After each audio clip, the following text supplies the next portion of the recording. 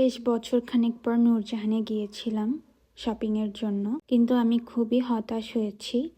তেমন কোনো নতুন কালেকশন নাই।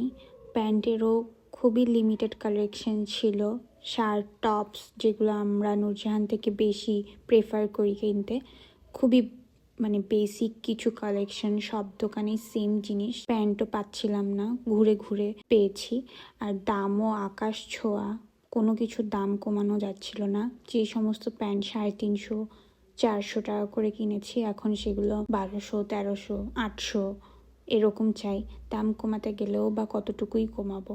তো তার মধ্যে ঘুরে ঘুরে কিছু প্যান্ট কিনেছিলাম। আমরা একটু হোয়াইট লেগ প্যান্ট চাচ্ছিলাম।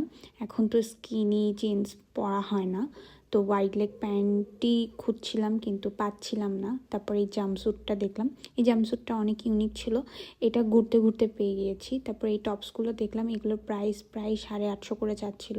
আমি জানি না এত কেন যাচ্ছিল দাম, তবে বার্গেন করে দাম কমিয়ে কিছুটা কিনেছি। আমি ভিডিও লাস্টে শেয়ার করে দিব। সো আমি এখন কী কী কিনেছি সেগুলো দেখাই। এই প্যান্টটা নিয়েছি, এই প্যান্টটা 500 টাকা দিয়ে নিয়েছি, আমার কাছে 900 টাকা চাচ্ছিল। তারপরে এই টপটা কিনেছি, এটার সাথে একটা ইনার ছিল, আমরা ইনারটা বাদ দিয়ে কিনেছি। এটা 500 টাকা দিয়ে কিনেছি। তারপরে আরেকটা প্যান্ট, এই প্যান্টটা হচ্ছে একটু হোয়াইট লেগ, আর ম্যাটেরিয়ালটা একটু হালকা, ভারী কম, ওই জন্য নিয়েছি আর কি। তারপরে এই প্যান্টটা নিলাম, এটাও সেম কাটেরই প্যান্ট, বাট একটু স্ট্রেট কাট আর কি।